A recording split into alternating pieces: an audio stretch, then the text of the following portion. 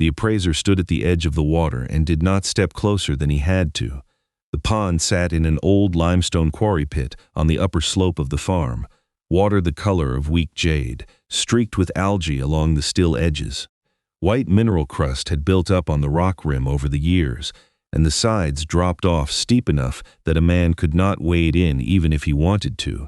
He dipped a stick into it and pulled it back with a green film clinging to the end. The neighbor standing beside him did not wait to be asked. "That's not a pond," he said. "That's a poison hole." The appraiser wrote something on his clipboard. "Not suitable for livestock water." Eldon Rusk stood a few feet back, hands in his jacket pockets, looking at the same water everyone else was looking at. "I know," he said. The neighbor almost laughed. "Then why keep it?" Eldon did not look at the pond when he answered. He looked past it, down the slope, at the lower hayfield below. "Because it keeps leaving." They were judging the water by whether a cow could drink it. Eldon was judging it by where the hill stayed green. If stories about forgotten water and the ground that quietly keeps working belong to your kind of channel, subscribe to Old Farm Wells and tell us where you're farming from. It was the summer of 1988, in limestone hill country on the Missouri-Kentucky line, and the drought that would eventually be remembered as one of the worst in 40 years had not yet shown its full hand. Eldon was 46, ran 43 cows on 118 acres split between rocky upper pasture, hayfield, and rough timber. 22 acres of thin rocky ground sat up top, 31 acres of hayfield lay in the bottom, 18 acres of brush and cedar filled in the rest, and the quarry pit sat right at the break in the slope between the two, an old wound in the hillside that had never healed the way most abandoned quarries eventually do. His father had worked a rock quarry crew decades earlier, one of the men who cut building stone out of hillsides like this one for county courthouses and creek bridges, and one thing he had told Eldon stuck with him longer than most advice does. Bad water still has to go somewhere. Don't ask what a pond is good for, his father used to say. Ask where it leaks. The quarry pond had been on the property since before Eldon owned it, a scar left from when men had pulled building stone out of the hillside 2 generations back. Rain and runoff had filled the pit over the years into standing water nobody trusted. The bank's own appraisal carried a line about it every year Eldon had owned the place. Quarry pond unsuitable for livestock water. No contributory stock water value. Nobody in the county disagreed with that line. Eldon did not disagree with it either. What he had noticed over several Augusts of walking his own fence was something the appraisal did not account for. Every year, as the open hayfields across the township turned gray-yellow under the summer sun, one crescent-shaped strip in his lower hayfield, directly downhill from the quarry pond, stayed green a little longer than everything around it. Not lush, not thick, but alive when the rest of the field had given up. He had never done anything about it before. This was the year the drought made him look closer. He walked the contour below the quarry on a Saturday in May, the way his father had taught him to read ground rather than guess at it. He found moss growing along a seam in the rock at the base of the slope, thick and dark green in a way moss does not grow on dry limestone. He found stones there damp to the touch even though it had not rained in 4 days, cool against his palm the way stone gets when water is moving behind it and not just sitting on top of it. He found a thin trickle that disappeared into a stand of sedge before it ever became visible as a stream, swallowed up by grass before it had gone 10 feet. Where he probed with a rod in the crescent strip, the ground gave easier and held more moisture than the dry, cracking soil 10 feet to either side, and when he pulled the rod back out, the tip came up dark and slick instead of dusty. That night, he wrote 3 lines in a notebook. Quarry pond ugly, hay below still alive. August coming, water is leaving somewhere. The thesis formed slowly, the way most of his ideas did. The quarry pond was not drinking water, it was slow water. Rain and runoff collected in the pit, sat long enough to pick up minerals and algae that made it unfit and unsafe for a cow to drink. But it did not stay there forever. It leaked slowly, through fractured limestone and gravel under the hillside, filtered by rock on its way down, and came out the other side as a seep, feeding moisture into root zones the county's rain gauge never showed on paper. What Eldon did next looked wrong to anyone watching from the road. He did not drain the pond. He did not fill it in. He did not run a line up to it for cattle to drink from. He fenced it off completely, cutting the herd's access to the water entirely. Then he spent his effort and his money below it, in ground that did not even look like it held water at all. He dug a shallow collection trench along the base of the slope where the seep surfaced, working with a mattock and a spade because the backhoe he rented for the heavier cuts could not get close enough to the rock face.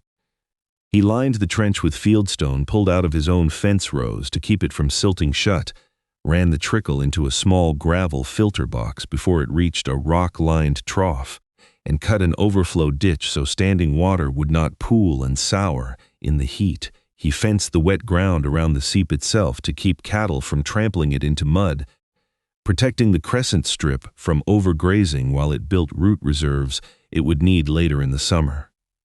The neighbor drove by while the work was going on and stopped at the fence line long enough to take it in. "Now he's fencing water the cows can't drink," he said, "and digging where there ain't even a pond." Eldon said, "I'm not using the pond. I'm using what leaves it." For most of that spring, it looked like the neighbor had the better argument. The pond stayed exactly as ugly as it had always been, green and mineral-streaked, nothing about its appearance changing no matter what Eldon built below it. The first trough he plumbed filled for an hour or two each morning and then ran dry by noon, not enough flow to matter to anyone watching for proof. A hard spring rain washed silt into the collection trench and choked it within a week, and Eldon had to reclean it by hand, on his knees in the mud, pulling out the same fine limestone grit he had cleared out the week before. Cattle pushed through a weak section of the seep fence twice in April, drawn to the damp ground the same way cattle are drawn to anything different from the rest of a dry pasture, and Eldon had to reset the wire both times before they trampled the crescent strip into nothing. By June, the lower hayfield looked no better than the neighbor's, maybe worse, patchy with fence lines cutting across it and a wet strip nobody was allowed to graze, weeds starting to crowd in along the edge of the seep where nothing had been managing the growth. At the coffee counter that same month, somebody asked what all that fence out at Eldon's was even for. "Cattle won't touch that water," one man said. "A pond a cow can't drink is just a hole," said another. "He's counting poison as pasture," Harold said, and a few men laughed, not unkindly. The way men laugh at something that looks like a mistake, nobody wants to say out loud in front of the man making it. Eldon measured the flow with a bucket and a stopwatch, the way his father had taught him to measure anything that mattered. Morning trickle ran 4/10 of a gallon a minute. By afternoon, it was next to nothing. After he cleared silt out of the rock seam feeding it, flow improved to 9/10 of a gallon a minute. It was not enough water to matter as stock water. Nobody was going to water 43 cows off 9/10 of a gallon a minute. But it was enough to keep soil moisture in the ground under that crescent strip when everything around it dried out. His banker drove out that same month to look over the collateral on the operating note, the way banks did every year in that part of the country, and stood looking at the same green pond everyone else looked at. "I can't count a poison pond as water," the banker said. "I'm not counting it as water," Eldon said. The banker looked at him. "Then what are you counting?" Eldon looked down the slope at the fence line and the thin strip of green inside it. Days of hay. The banker did not have an answer for that, and he did not stay long after. The math Eldon had worked out on a legal pad before he ever started digging was not dramatic, and he did not expect it to be. If the pasture failed under drought and he had to buy emergency hay for the herd, the shortfall could run 31 to 38 tons at $82 a ton in a dry year when everybody was buying at once. That put his exposure somewhere between $2,500 and just over $3,000. Against that, his cost to fence the pond, run wire and posts around the seep, do the rock and gravel work, rent a backhoe for half a day, and plumb a used trough came to just over $1,400. If the 18 acres of seep-fed lower field produced even a modest second cutting in a dry year, at something like 1.7 tons an acre, That put him at roughly 31 tons of hay he would not have to buy. At $82 a ton, that was $2,542 in avoided cost against $1,430 spent. It was not a fortune. It was the difference between selling cows early and not selling them at all. July came in dry, and by the middle of the month it was clear the county was not going to get relief. Ponds that had held water for years started dropping fast. Hayfields across the township turned the color of old rope. Cattle crowded into whatever shade timber lines could offer and stood through the heat of the afternoon without moving. Farmers who had planned on a second cutting started calling around for emergency hay, and the price climbed as fast as everyone had expected it would once word got out how bad the summer was running. 2 men in the township sold cows early rather than pay drought prices. For hay they weren't sure they could afford by winter. The quarry pond looked exactly the same through all of it, still green, still ugly, still fenced off from every cow on the place. "That poison hole still looks poison," the neighbor said, standing at the fence one evening in early August. "Look below it," Eldon said.